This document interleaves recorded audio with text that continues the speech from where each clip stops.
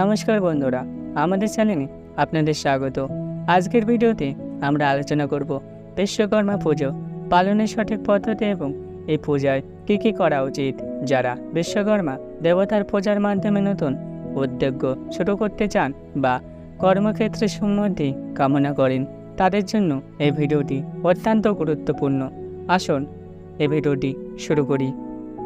বিশ্বকর্মা পূজা করার আগে সঠিকভাবে প্রস্তুতি নেওয়া অত্যন্ত গুরুত্বপূর্ণ। পূজা শুদ্ধ ও পবিত্রভাবে করার জন্য কিছু বিষয় মনে রাখতে হবে। সকালে স্নান করে পরিষ্কার পোশাক পরিধান করুন। পূজার জন্য প্রয়োজনীয় সামগ্রী যেমন ধূপ, প্রদীপ, ফুল, ফল, নারকেল, পান, সুপারি এবং পবিত্র জল সংগ্রহ করে নিন। পূজা করার স্থানটি পরিষ্কার করতে হবে, যে কোনো অপবিত্রতা থেকে মুক্ত রাখতে হবে। যন্ত্রপাতি বা কর্মস্থল যেখানে পূজা করা হবে সেটি পরিষ্কার করে পবিত্র জল ছিটিয়ে শুদ্ধ করতে হবে। বিশ্বকর্মা পূজা অত্যন্ত নিষ্ঠা ও ভক্তির সঙ্গে পালন করা উচিত। প্রথমে বিশ্বকর্মা দেবতার মূর্তি বা ছবি পূজার স্থানে স্থাপন করুন। ফুল, ধূপ, প্রদীপ এবং ফল দিয়ে দেবতাকে অর্ঘ্য নিবেদন করুন।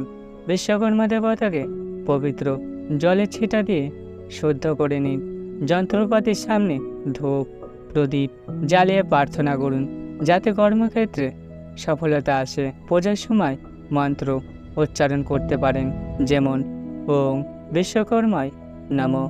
ভোগ হিসাবে নারকেল, মিষ্টি ও ফল নিবেদন করুন এবং পূজা শেষে প্রসাদ বিতরণ করুন। পূজার সময় কিছু গুরুত্বপূর্ণ নিয়ম মেনে চলা উচিত, যা বিশ্বকর্মা দেবতার পূজাকে আরও শুদ্ধ এবং ফলপ্রসূ করে তোলে। পূজার সময় সম্পূর্ণ মনোযোগ এবং নিষ্ঠা বজায় রাখতে হবে। কোনো ধরনের অশুদ্ধতা এবং অনুশাসন লগ্ন করা যাবে না।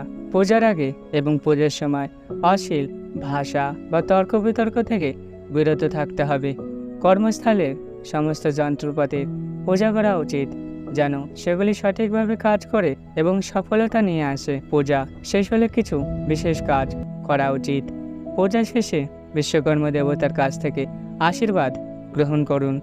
কর্মক্ষেত্র ও যন্ত্রপাতি প্রতি সম্মান করুন এবং প্রার্থনা করুন যেন সব কাজে সফলতা আসে। পরিবারের সবাইকে প্রসাদ বিতরণ করুন এবং কর্মজীবনের জন্য মঙ্গল কামনা করুন। পূজার পর যন্ত্রপাতি আবার কাজে ব্যবহার করার জন্য প্রস্তুত করুন এবং নতুন উদ্যোগ শুরু করার আগে বিশ্বকর্মা দেবতার আশীর্বাদ নিন।